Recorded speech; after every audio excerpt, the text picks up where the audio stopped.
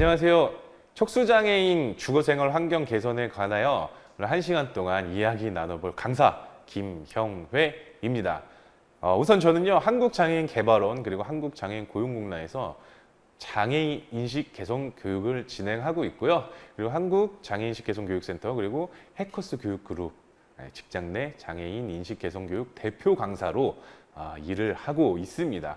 사실 오늘 내용은요, 장애인분들 개인마다 할 수 있는 능력이 조금씩 다 다르고 얼마나 남아있는 부분을 잘 사용하나, 어떤 보조기구를 사용하나에 따라서 정말 똑같은 분이 하나도 없으시기 때문에 이렇게 해라 저렇게 해라 제가 말씀을 드리진 않고, 서울시에서 운영하고 있는 그리고 공공기관에서 운영하고 있는 체험홈이나 그리고 일상홈, 체험홈, 스마트홈 같은 시스템을 통해서 한번 여러분께 소개를 시켜드리려고 합니다.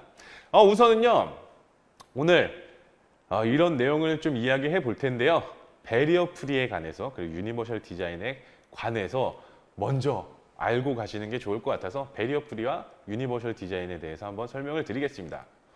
네, 배리어 프리 굉장히 많은 뜻이 있어요. 우리 그냥 직독직해 하자면 장벽을 없앤다 라는 뜻인데, 이걸 장애인과 연관돼서 해석하기로는 굉장히 많은 뜻풀이가 있더라고요. 그 중에서 제가 갖고 온 건요, 교육부의 국립특수교육원에서 정의한 배리어 프리를 갖고 왔습니다. 일상생활에서 경험하는 불편, 불합리, 위험을 없애는 움직임이다.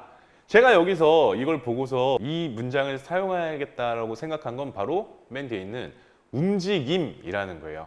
배리어 프리가 우리가 흔히 이런 시설 구조, 시설물들을 없앤다, 아니면은 방해되지 않게 바꾼다라는 그런 생각을 많이 갖고 있는데요.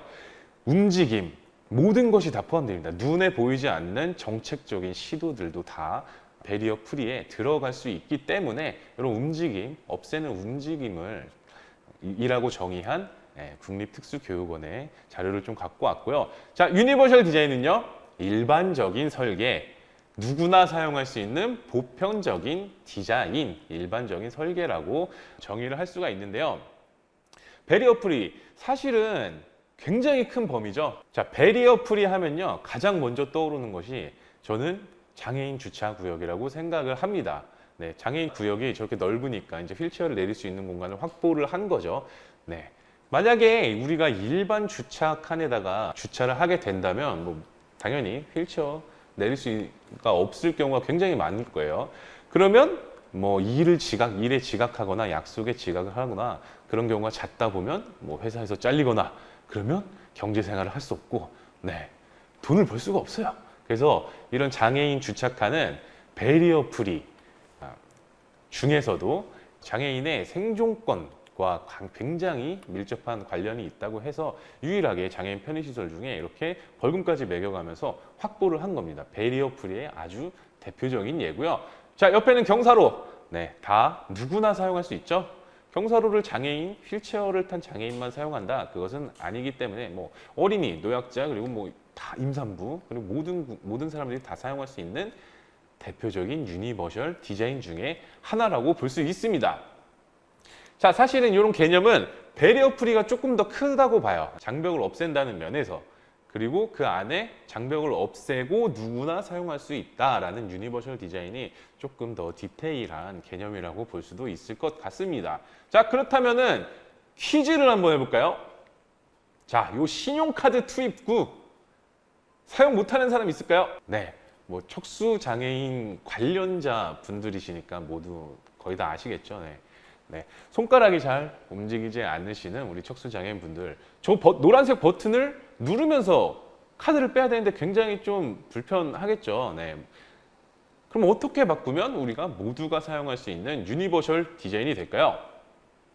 아주 간단합니다. 네. 터치로 바꾸면 됩니다. 네. 정말 이렇게 시설물 같은 건 바꾸기가 굉장히 편하죠. 네. 너무 높아요, 키오스크. 네. 휠체어 타고 좀 위에가 안 닿아요. 네. 어떻게 하면 바꿀 수 있을까요? 유니버셜 디자인 될까요? 여기 빨간색으로 벌써 쳐져 있는데 휠체어 사용자 보기를 누르면 모든 메뉴가 다 밑으로 내려옵니다. 이런 시스템적인 것들도 다 유니버셜 디자인 배리어 프리라고 볼 수 있겠습니다. 다음은 ATM 기계인데요. 예전에는 좀 그래도 사용할 수가 있었어요.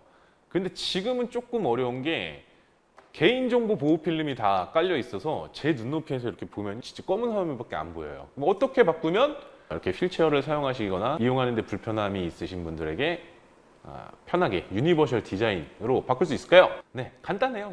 모니터를 살짝 높여주거나 아니면 밑에를 이렇게 쏙 파서 쑥 들어가서 위에서 볼 수 있게 하면 아주 간단하게 해결이 되는 거죠. 유니버셜 디자인 누구나 사용할 수 있게 쉽게 바꿀 수 있습니다.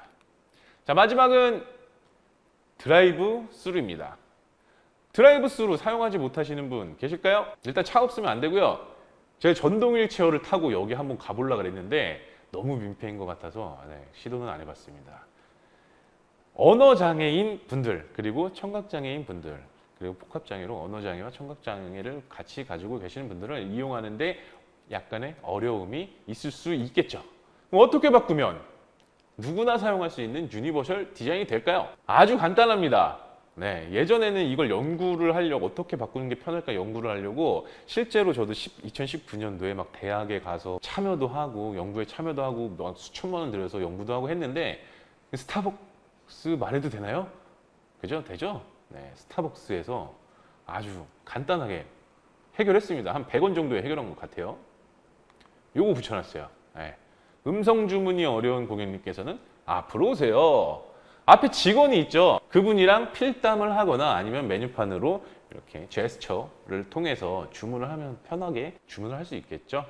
우리가 이렇게 물리적인 것들만 아니라 이런 행위들도 모두 다 유니버셜 디자인과 배리어 프리에 포함한다고 보시면 될 것 같습니다. 네.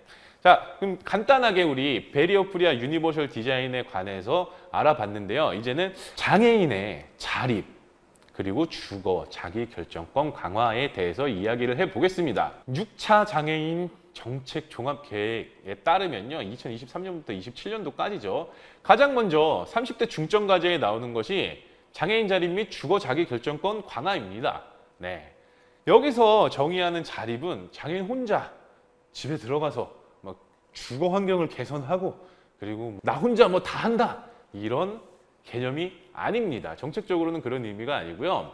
주변에 있는 지역사회 내에서 활용할 수 있는 것들 그리고 보조기기, 정책 모두 다 활용을 해서 장애인 혼자 살아갈 수 있는 것을 자립이라고 설명을 하고 있어요. 그 중에서도 정말 중요한 거는 주거죠.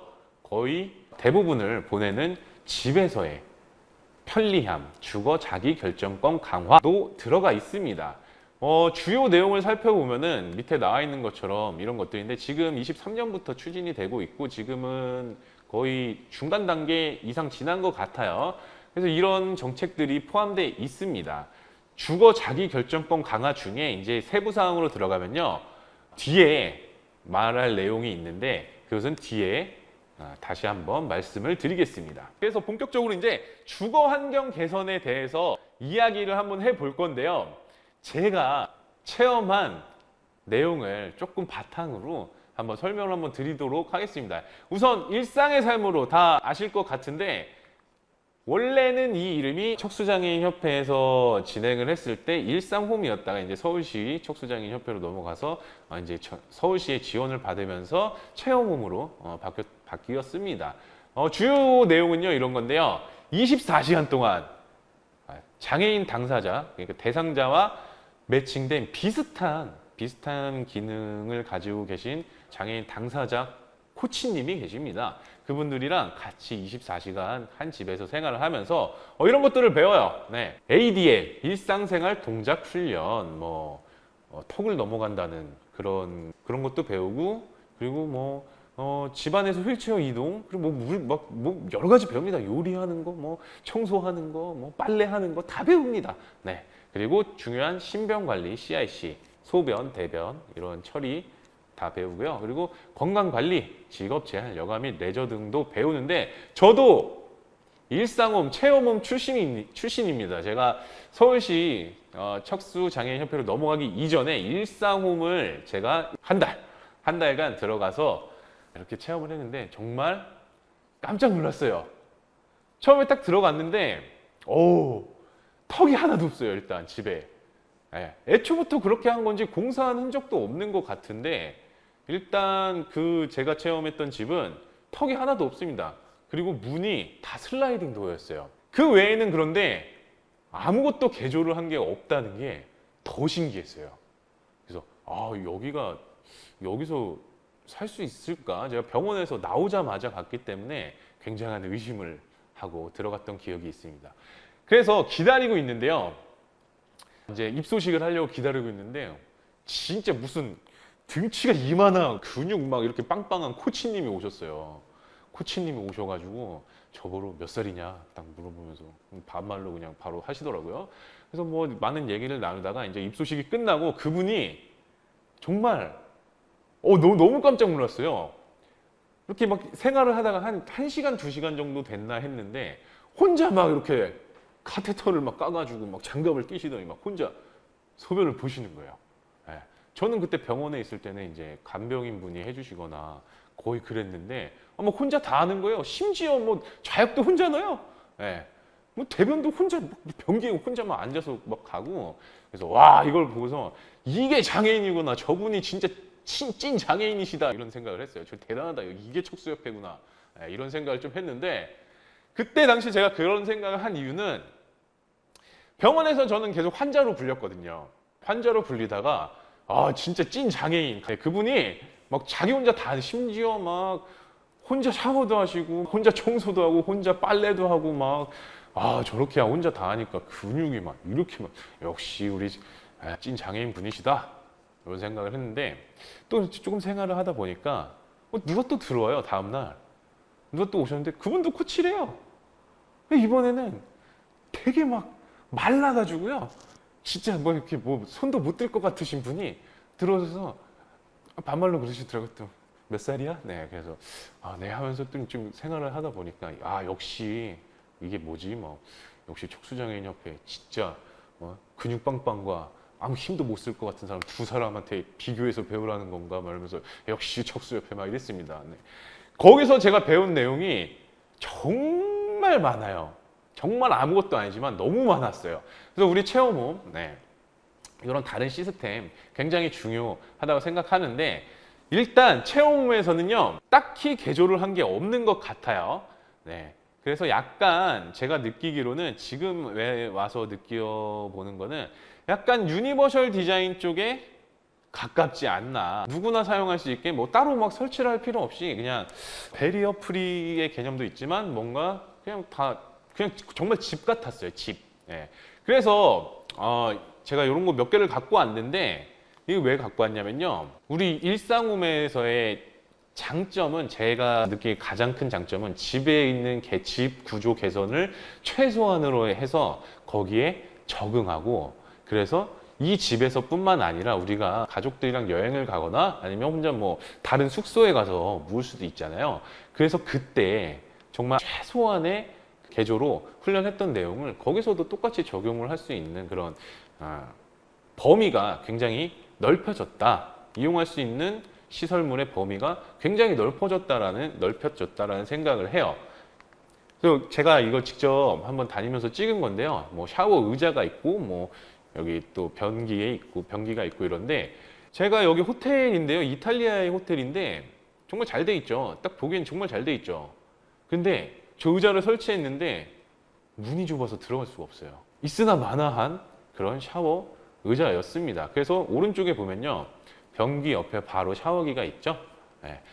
저희는 그래서 일상홈에서 제가 배운 거는 저런 따로 특별한 의자 그리고 샤워 시설을 두지 않아도 혼자 변기만 있으면 그쪽으로 옮겨 앉아서 샤워를 할 수 있는 그런 방법을 많이 배웠습니다. 그래서 우리가 주거 환경 개선과 그리고 이런 적응 훈련은 굉장히 밀접한 관계가 있다라고 해서 일상홈, 체험홈의 시스템을 저는 굉장히 좋다고 생각을 합니다. 최소한의 개조로 살아가는 환경을 만드는 것. 그리고 요거는요 되게 지금 이거 웃기죠? 이 의자 아시죠? 그 포장마차 가면 있는.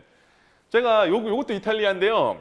되게 잘 돼 있을 줄 알았어요. 장애인 롤인 샤워를 이렇게 클릭을 해가지고 샤워 부스도 이제 넓고 그리고 샤워할 수 있는 의자를 제공하겠다 해가지고 갔는데 없는 거예요. 그래서 달라고 하니까, 전화로 달라고 하니까 요거를 갖다 주더라고요. 예.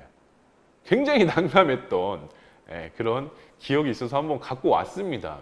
우리가 주거환경 개선을 하지 않을 거면 요런 오른쪽에 있는 이런 시스템적인 것들을 조금 이따 설명드릴 텐데, 잘 갖춰 놓는다면은 이런 빨간 의자를 가져다 주는 이런 대참사는 일어나지 않겠죠. 아까 이 의자의 전체적인 사진을 찍은 건데요. 문이 굉장히 지금 좁아 보여요. 이쪽으로 들어갈 수가 없고. 그래서 저도 이제 변기에 앉아가지고 저렇게 해놨더라고요. 저기서 샤워를 하고, 딱히 개조하지 않아도 사용할 수 있었습니다. 하지만 이제 좀 뒤에 말씀드릴 거는 장애 정도별로 필요한 것이 조금 다르기 때문에 개조에 관한 내용은 조금 뒤에 말씀드리겠습니다. 자, 이거는 제가 이 자료를 찾다가 한번 봤어요. 저랑 굉장히 친한 분인데 저러고 계시더라고요. 여기 캐나다래요. 캐나다인데 장애인 객실을 예약을 했는데 화장실에 진입을 할 수가 없어가지고 지금 2명 옆에 계신 그 두 분이 책상을 갖고 와서 으차해가지고 올려가지고 세면대에서 머리를 감고 그리고 세수를 했다는 거예요. 주거환경 개선 이런 걸 보면 조금 필요하긴 하겠죠. 샤워기가 있었대요.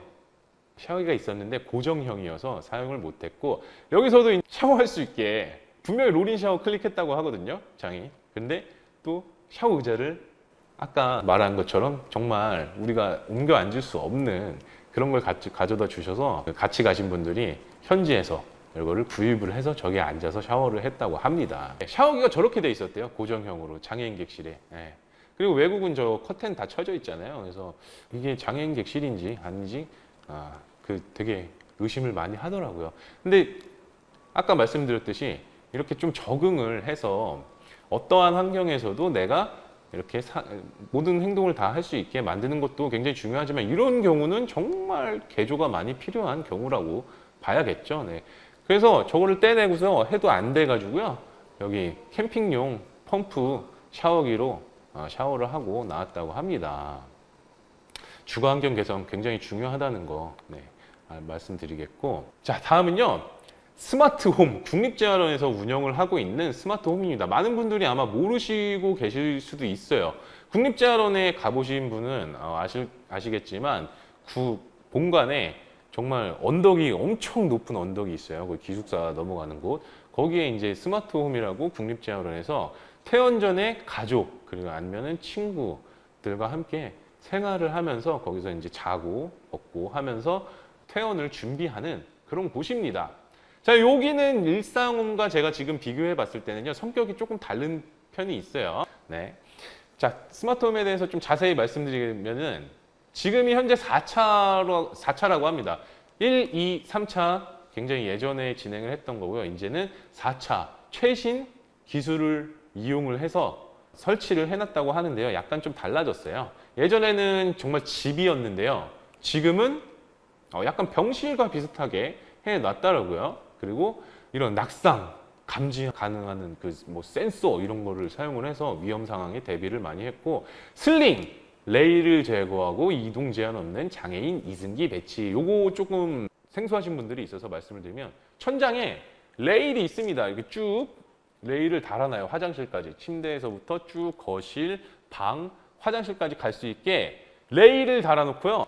거기 이제 다 아시겠지만 척수장애인 분들을, 전신마비 장애인 분들을 이렇게 보자기로 감싸가지고요. 그걸 이렇게 쑥쑥쑥 들어가지고 이제 휠체어로 옮겨서 앉게 하시거나, 아니면은 쭉 타고 들어가서 화장실에서 이렇게 변기나 샤워 체어에 앉히는 그런 장치입니다. 뭐 이런 거예요. 잘 안 보이실 수도 있는데, 저기 지금 이 보자기 같은 게 있죠? 저게 지금 슬링, 그리고 여기 레일에 매달아서 저기에 이제 장애인분을 딱 이렇게 태우고 슬링 레일로 이동을 해가지고 원하는 곳에 딱 가서 내려주는 시스템입니다. 근데 굉장히 구조가 복잡하죠. 그리고 천장에 이렇게 다 달아야 되고, 이거 무게를 감당하려면 좀 대공사를 해야 되는 정말 가장 큰 단점이 있습니다. 그래서 요즘에는 이제 국립재활원 스마트홈에서도 이런 건 너무 불편하니까 우리가 다른 것으로 대체를 하자라고 해서 요거는 지금 다 없앴다고 없앴습니다. 사진을 보니까 다 없앴고 그럼 요거 설치하신 분들 혹시 계셨을 수도 있는데 제가 요거 좀 보면은 이 느낌이 나가지고요. 요거 설치하신 분들 이거 이제 쓸데없다고 하시면은요. 요런 걸로 사용해도 좋지 않을까. 그렇지 않으신데요? 굉장히 좋아하더라고요. 자, 이렇게 바꿨더라고요. 이렇게 지금 왼쪽이 현재 그 1, 2, 3기의 스마트홈은 지금 없어졌기 때문에 이렇게 국립재활원 보조기기 전시관 같은 게 있어요. 거기 가면 이렇게 찍혀 있습니다. 이렇게 설치가 간이로 되어 있습니다. 지금 저 레일을 따라서 움직이는 거고요. 근데 오른쪽 사진이 이제 최신으로 바꾼 건데요. 왼쪽이 더 최신 같지 않나요? 오른쪽은 사진을 제가 못 구해가지고요. 신문 기사에 나와 있는 걸 뭐 캡처를 한번 해봤습니다. 네. 그래서 이렇게 장애인분을 이렇게 팔, 허리 딱 걸어서 원하는 곳으로 이동시킬 수 있는 이런 것들. 그리고 센서도 있다고 하네요.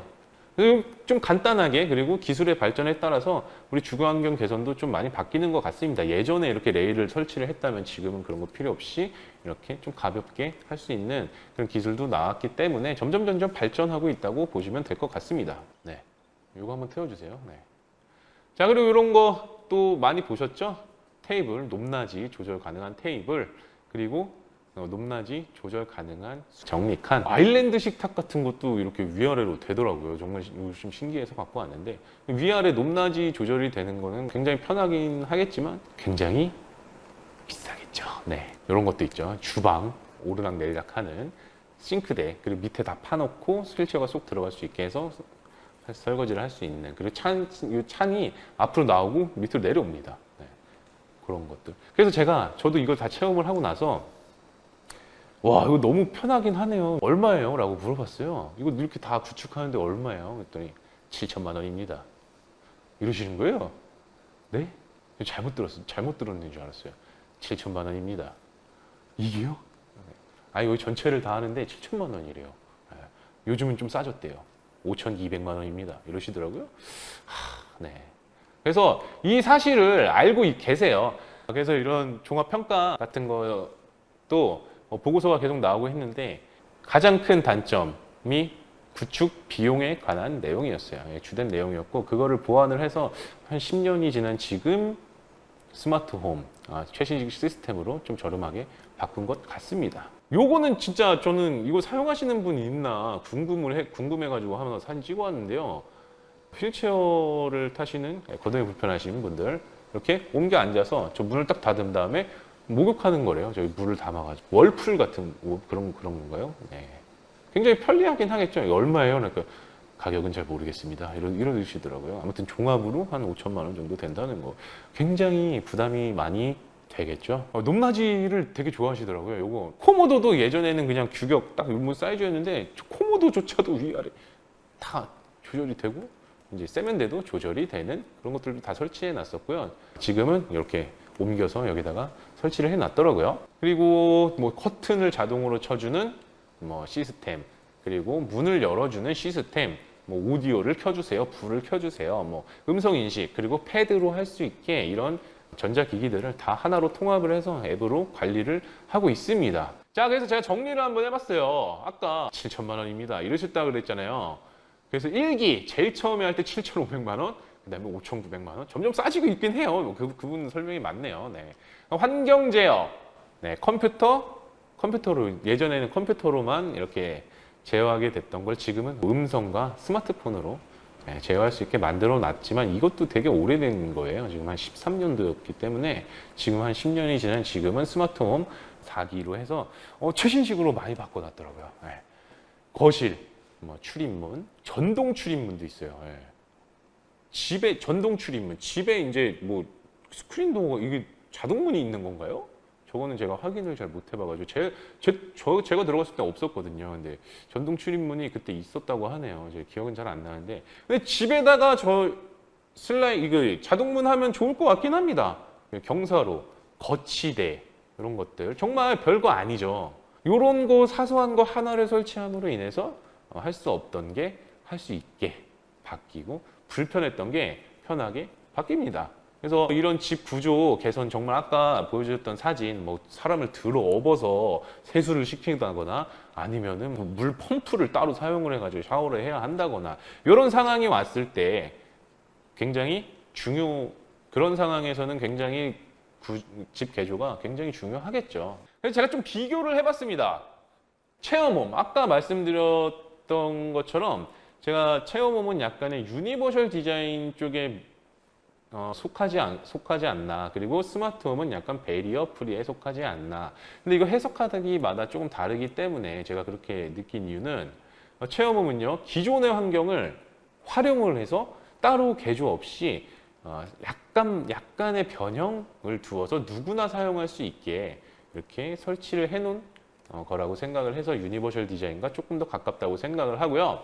그리고 주거지뿐만 아니라 아까 말씀드렸듯이 우리가 외부 활동할 때 숙박시설 우리가 체전 같은 걸 가면요 장애인 체전 가면은 장애인 객실 항상 모자르잖아요. 그럴 때 이제 이렇게 사용 가능한 하신 분들은 그런 그냥 일반 숙소에 묵으셔서 이렇게 생활할 수 있게 만든다라는 면에서 굉장히 의미가 좀 있지 않나. 그리고 단점은요 적응 기간이 굉장히 오래 걸린다. 그리고 정말 초중증 장애인에게는 이런 게 거의 뭐 소용이 없다 정도가 단점으로 보겠습니다. 저도 한 달 정도 있었다고 했잖아요. 거기서 배운 거는 할 수 있는 게 하나도 없었어요. 집에 와서 생활을 하면서 그때 배운 거를 한 몇 달을 계속 하다 보니까 좀 익숙해져 가지고 그때야 이제 비슷하게 만들어 놓고 살고 있습니다. 그래서 적응 기간이 굉장히 오래 걸린다라는 점. 그리고 스마트홈은 장단점을 좀 따져봤을 때 지금 되게 초고령화 사회로 진입을 했는데 장애인뿐만 아니라 그 어르신분들도 첨단 기기 아까 막 이 슬링 이런 거 말고요. 요즘에 이제 스마트하게 나온 뭐 낙상 방지 아니면 낙상 감지 센서 뭐 이런 것들로 인해서 기술을 활용하는 데 중점을 많이 둔 것 같아요. 그래서 여러 가지들을 새로 설치를 한다는 면에서 우리가 장벽을 없애기 위해서 이런 것들을 새로운 것들을 다 설치를 해야 되는구나. 네. 단점이 있습니다. 디자인을 포기해야 돼요. 물론 비용도 굉장히 많지만 디자인을 좀 포기해야 되는 면이 있습니다. 저도 집에서 비장애인 아내랑 이렇게 생활을 하면요 겹치는 게 너무 많아서요. 저는 이런 걸 다 꺼내고 놓고 그냥 편한데 손 닿는데 이렇게 해놓고 싶은데 자꾸 집어넣어요. 얻다가 물리는 게 많아요. 저희 집은요 이렇게 보통 이제 경사로 설치를 하실 때 저도 많이 처음에 집을 구했을 때 제안을 많이 받는 게 이런 것들을 아예 그 시멘트로 해가지고 아니면 뭐 대리석이 이런 걸로 해가지고 설치를 해라라고 하셨어요. 그래서 제가 처음에 부모님이랑 이제 병원에서 되게 오랜 시간 동안 생활을 하다가 부모님과 함께 살게 됐을 때 부모님이 이제 야, 집 개조는 어떡하니? 뭐 이런 거 한번 해볼까? 막 저런 거 한번 해볼까? 이러셔가지고 근데 막 공사 비용이 그것도 막 200만 원, 300만 원씩 나오더라고요. 그래서 시멘트 경사로로 아예 그냥 거기다가 설치를 하고 이랬습니다. 근데 제가 좀 살다 보니까 저는 그럴 필요성이 안 느껴졌어요. 그래서 요거는 나무예요, 나무. 나무로 이렇게 삼각형을 경사로를 만들어 가지고요. 미끄럼 방지 부착판 붙이고 저 이렇게 들면 그냥 들립니다. 가볍습니다. 네, 그래서 거기다 쫙 밀어서 붙여가지고 오르락 내리락 하고 있습니다. 요거 하는데 5만 원 정도 든 것 같아요. 하나에 막 2, 300만 원 그렇게 하는 거는 제 입장에서는 조금 너무 과도하지 않았나 싶어서 저는 이렇게 생활하고 있습니다. 화장실도 요거 하나 갖다 놨어요. 저희 그 부모님 집에 처음에 살 때는 진짜 다 설치했어요. 막 옆에 잡을 수 있는 이런 것 손잡이 같은 거 다 만들어 놨고요. 막 샤워기도 3m 해가지고 줄이 막 뱀처럼 막 늘어나가지고 막 복잡해요. 근데 저는 요거 하나 갖다 놨어요. 저희 코치님께서 아주 잘 알려주셔가지고 저거 하나로 왔다 갔다 할 수 있게. 저거 적응하는데 한 진짜 3개월 넘게 걸린 것 같아요. 굉장히 많이 떨어져가지고 경비 아저씨 부르고 막 전화하고 저 좀 올려주세요. 막 집에 가서도 혼자 있을 때 막 떨어졌던 기억이 많아서 굉장히 적응 기간이 오래 걸렸다. 그래서 설치를 하는 편이 더 나을 것 같기도 하고 그거는 뒤에 또 말씀을 한번 드리겠습니다. 뒤에가 왔네요. 네, 그럼 주거 환경 개선 어떻게 해야 하나에 대해서 좀 말씀을 드리면 아까 제가 6차 장애인 정책 종합 계획에서 장애인 자립 지원 체계 구축 요게 제일 먼저 나왔다고 했잖아요. 정확한 통계와 욕구를 기반으로 한 정책 활용, 지체장애가 아닌 척수장애인 별도의 통계를 기반으로 한 욕구 분석이 필요. 제가 요거 한 문장을 갖고 온 이유가 있습니다. 제가 그 국토교통부에서 진행하는 한국관광공사와 함께 진행하는 열린관광지 투어케어 실습 강사로 한번 일을 한 적이 있습니다. 그래서 그 열린관광지에서 일을 하게 될 투어케어 인력을 현장에서 어떻게 휠체어를 다뤄야 되고 어떤 것들을 유념해서 안내를 하고 하는 것들을 알려주는 실습 강사였어요. 근데 제일 처음에 이제 사업 설명회를 받을 때 통계를 하나 갖고 오신 거예요. 네, 저한테 이제 말씀을 하면서 장애인, 지체장애인의 40%가 가장 많이 이용하는 교통수단이 버스라고 나왔습니다. 네, 휠체어를 타신 분들 그리고 거동이 정말 불편을 해서 휠체어를 거기 이제 열린관광지에 배치된 휠체어를 사용을 하시는 분들을 교육하는데 통계를 지체장애인 분들이 가장 많이 사용하는 대중교통수단은 버스다 라고 말씀을 하셨어요. 그래서 밑에 이제 내용을 봤더니 버스 정류장에서 이 열린 관광지까지 오는 그 길을 이제 뭐 장애물을 없애는 배리어 프리에 대한 내용이 많이 들어가 있더라고요. 예. 정작 그 휠체어를 어떻게 이렇게 좀 활용을 해서 그리고 어떻게 해야 좀 편한 방법으로 할 수 있는지에 관한 내용은 조금 없었고요. 그 배리어 프리에 중점을 좀 많이 뒀습니다. 네. 만약에 그런 사업을 할 거면요. 진짜 휠체어를 타셔야 되는 분들 그리고 평소에는 안 타시지만 오랜 그런 걸음이 조금 힘드신 분들 그런 분들을 딱 정해서 통계를 조사해야 되는 게 아닌가라고 제가 좀 말씀을 드렸더니 그런 통계는 가지고 있는 게 없다고 하시더라고요. 그래서 거기에서도 제가 한번 말씀을 드린 건데 우리가 이런 잘못됐다기보다는 기준이 없는 전체가 속한 그런 통계를 기반으로 뭔가를 실행을 하려고 하면 분명히 그 정책이 다른 방향으로 갈 수 있습니다. 그래서 지체장애가 아닌 척수장애인 별도의 통계. 사실 척수장애인 저만 해도요. 지금 복합장애가 몇 개예요. 엄청 많잖아요. 네, 호흡이랑 뭐 대소변 뭐 되게 많죠. 네.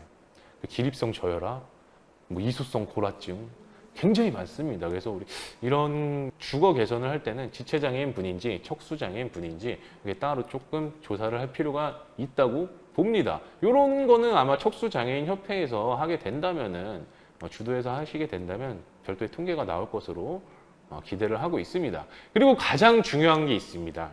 네. 장애인 당사자의 의견 수렴. 정책 계획에도요. 장애인 정책 종합 계획 세부 사항에도 장애인 당사자의 의견 수렴이 있어요. 그래서 뭐 몇 년도부터 장애인 당사자의 의견을 존중한다. 장애인 당사자, 그리고 부모, 가족, 학계, 현장 전문가 구성된 시범 사업 자문단 운영을 통해서 사업 모니터링 의견을 수렴한다. 라고 돼 있잖아요.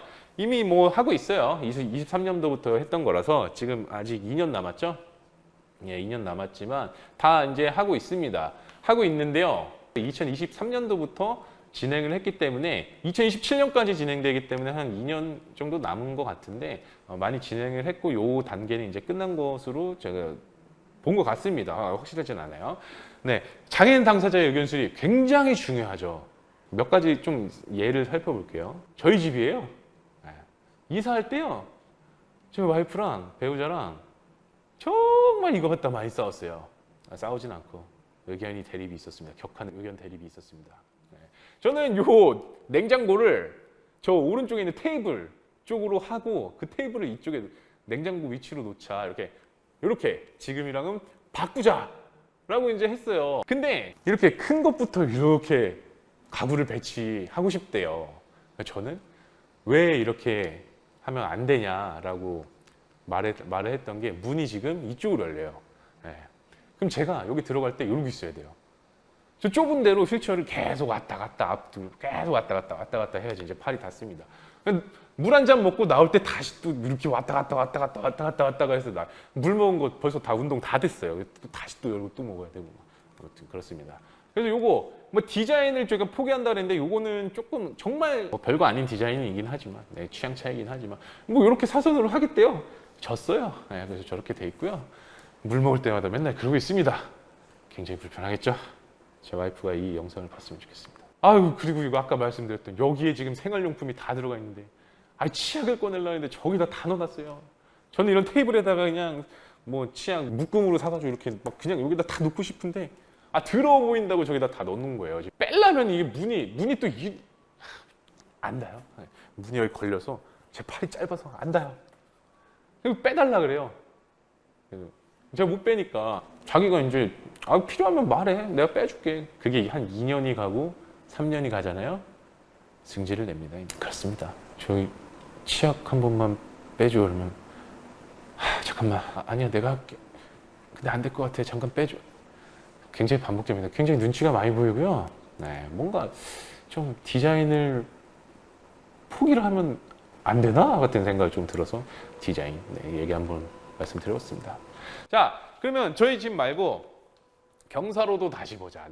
자, 첫 번째 경사로. 다음 중 바르게 설치된 경사로는 누가 봐도 3번이죠. 첫 번째, 너무 높아요. 저거 실제로 사진으로는 잘 체감이 안 되는데 저희 진짜 가다가 거의 뭐 하늘로 솟아 있어요. 절대 못 가고요. 그리고 뭐 이렇게 턱이 있죠. 경사로에 올라가는 턱이 있고 뭐 세 번째는 굉장히 편해 보이죠. 그렇지만 굉장히 어려움이 있습니다. 어떤 어려움이 있나 한번 영상을 제가 예전에 한번 찍어놨던 거를 한번 갖고 와봤어요.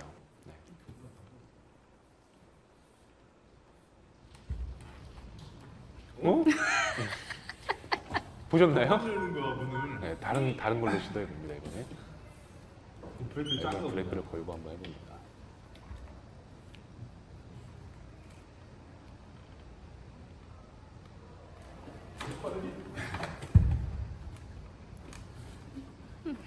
차라리 저 경사로가 없으면 더 편하게 들어갈 수 있어요. 소리 뭐해?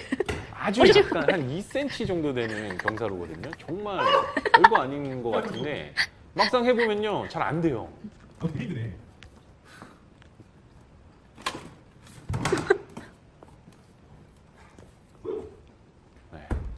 딱 보면 지금 딱 봐도 되게 경사도 되게 완만하고 잘 들어갈 수 있을 것처럼 보이는데 사실은 저 문 설치도 잘못됐어요. 그리고 터치하는 것도 좀 모든 것들이 다 장애인분들의 실제 생활을 고려하지 않고 만든 게 아닌가. 근데 저희 이제 관리실 선생님께서는 이거를 지금 다른 층에도 다 설치한다고 하시더라고요. 그래서 제발 설치하지 말아주셔야겠어요. 아니면 자동문으로 바꿔주시든지. 또 대공사잖아요. 이걸 딱딱딱딱 누르고 경사로 올라가서 문을 열면 제가 뒤로 밀리죠. 옆으로 밀면 또 이렇게 쑥 돌아서 밀려버리고 또 브레이크를 채우고 문을 확 열고 들어가기엔 시간이 또 너무 짧고 문 설치가 또 잘못돼 있고. 우리가 이래서 진짜 당사자의 경험이 굉장히 중요하다. 그래서 당사자의 의견을 최대한 반영을 하는 게 좋지 않나. 근데 사실은요, 저 이거 몰랐어요. 저도. 제가 당사자인데도요, 저 몰랐어요. 여기를 왜 잘 돼 있네 하고서 저도 가다가 이제 안 돼가지고 한번 찍어본 건데 저 반대편에 문이 있는데 저 반대편은 이 경사로가 없어요. 그래서 저 항상 그쪽으로 다니거든요. 그래서 우리 이렇게 잘 본다고 생각을 하지만 직접 경험하지 않으면 모를 것들을 장애인분들이 굉장히 많이 알고 있기 때문에 장애인 당사자의 의견이 굉장히 중요하다고 생각을 합니다. 그래서 우리가 이제 주거 개선을 할 때는요, 아까 제일 처음에 말씀드렸듯이 모든 분들의 장애 정도가 다르고 남아있는 기능에 다르고 사용하는 보조기기에 따라 다르고 어느 구성원이랑 살고 있나, 뭐 아들이랑 살고 있나, 배우자랑 살고 있나, 그리고 뭐 부모님과 함께 살고 있나, 그거 굉장히 중요하다고 생각을 합니다. 저 경사로 앞에다가 신발 벗어놓으면 진짜 너무 짜증났어요. 와이프한테 맨날 치우라고 하면은 네가 치워. 그래서 가족 구성원 굉장히 중요하다고 생각을 합니다. 장애 유형, 장애 정도를 고려해서 오늘 제가 보여드렸던 것들 중에 좋은 것도 있고요. 뭐 다 적용을 해봤을 시에 좋은 것도 있고 나쁜 것도 있다고 생각을 합니다. 그래서 이거는 어떻게 딱 개조를 해야 한다가 아니라 본인의 장애 정도를 고려해서 가정에서 안전하게 그리고 편안하게 일상을 누리시기를 바랍니다. 네, 그럼 오늘 이야기는 여기서 마치도록 하겠습니다. 감사합니다.